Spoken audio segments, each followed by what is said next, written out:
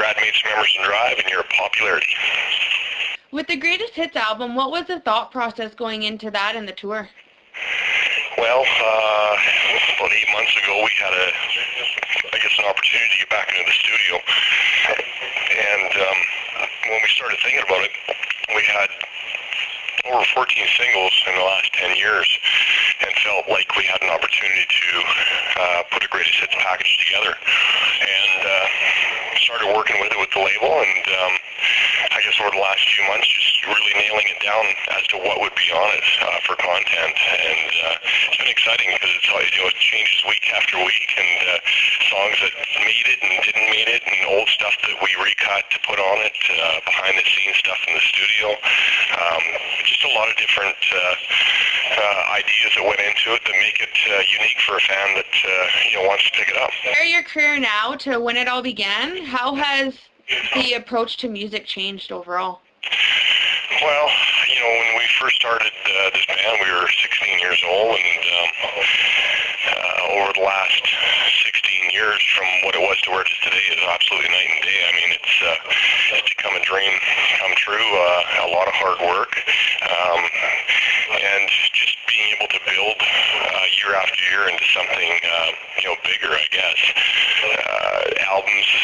Whenever you cut an album and do an album, the next one you want to always be better, and we just have always made sure that we try and outdo ourselves and get the best product that we can out to people.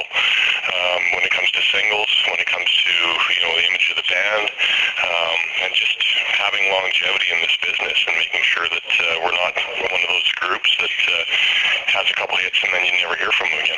What decides that the time is right to go back into the studio? Well, I guess things have changed pretty dramatic in the last 5 years when it comes to the music business itself, and the old model of cutting an album or going into the studio was usually after your third single on a CD that you would head back into the studio and record another 12 songs, and a year later release another single off that, and go with 2 more. And I don't know, things have changed so much now where you just want music to be out there as much as it can for your fans and for people to be able to buy. So with this Greatest Hits package coming out this year, we'll have another album that'll be out later on in the fall, which is kind of unheard of nowadays. So I think that it's hopefully a change in the way artists put music out, and having the fans not have to wait for 2 years before a new project is put together. Do you find that songs come naturally now? Does creating music ever get easier over time? I think more so now it's becoming a little bit easier, but it's still, it's still a goal to try and, get together with some great songwriters so you come up with, great songs, because that's what it comes down to still in this business. From when we first got into it to today, is a great song always wins.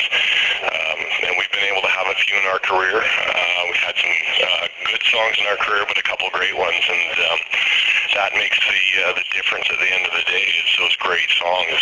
So, I don't know, looking forward, I think that we have a great opportunity to release music that we feel is the next step for Emerson Drive, and where the future goes from here is kind of unknown, but we're ready to tackle another 10 years. At this point, what do you value most about the band? I don't know, fans have been a huge part of our career from day one. We've been known as a road band right from the start, and for us to be able to go on the road year after year and keep building that fan base is such an important thing. So when we were 16, we traveled on the road and made fans, and to be able to see those fans stay with us over the last 10 years, 16 years, it's amazing, because they're the ones that drive this thing forward still. What would you say is the biggest thing that you've learned about yourself throughout this entire experience over the last 10 years?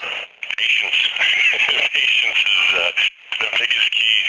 Being able to understand this business and know that sometimes it takes time. Sometimes you have to hurry up and go. And just knowing that it changes from day to day, which is exciting, because it's not, it's not a 9-to-5 job. It's kind of 24 hours a day, and you do what you have to to make it all work. When do you feel you're in your most creative state, and has that changed over time? When we first started, I think we were very creative because we knew that we had an opportunity to get music out to people, and just the whole idea of playing live on the road in front of a crowd was exciting every single day. And if I fast forward now to where we are today, three of us in the band have families, and kids play a huge role, I think, in inspiration, and just being able to understand life a little bit better, or finding yourself a little bit better as well too. So I don't know. I'm excited to see what happens in the next 5 years, because we have taken on a few new roles as musicians and as fathers, and I don't know. I think a lot of great music can come from this. Creating music is like organizing an accident. What do you think of that statement? Yeah, you're either going to hit the ditch or you're going to stay on the road. So that's a good way to put it. We've been lucky throughout our career where we've been able to keep our music, I guess, on the road, if you want to call it that. We've gone through the ups and downs of record labels, and just the outside industry fighting at you, because that's the way it is. And we've been able to stay together as a group, and internally that's the one thing that has kept us strong over the years, is just fighting for the same things and believing in what we're doing. Can you describe your attraction to music? I think being the whole live aspect to me is what has kept me excited about this business. Some people like being in the studio and the whole creative process of it, but for myself personally, I love being on the road and interacting with fans and getting that immediate reaction that you get after playing a song that someone loves. What would you say are the key challenges that the band faces today? Well, the industry itself, has changed so much since we've been in the business over the last 10 years, and the idea of record labels sticking with an artist for 3 singles is just unheard of anymore. You usually have one shot at it if you're a new act to have a song that sticks, and if it doesn't, then they're kind of on to somebody else. So we're in a unique situation and position because we've had a handful of songs that have worked for us, and we've built a great fan base of people. So we rely on that still today as our biggest keep going. But I think ultimately, the song always wins. So if it's a great song, it's going to do its thing and make its way to people. Do you find that when you perform songs that they evolve or change with each time you play them? Do the songs ever grow? Yeah, absolutely. There's stuff that, especially when it comes to this greatest hits package that we played 10 years ago, that we have changed up a bit to what we feel, the sound has the direction the sound has gone, I guess, over the last 10 years. It changes, become more mature as musicians. There's certain things that identify each guy in the band, and that becomes an important part of what people remember about a band or a song. Do you have anything that you'd like to share with the readers of Popularity?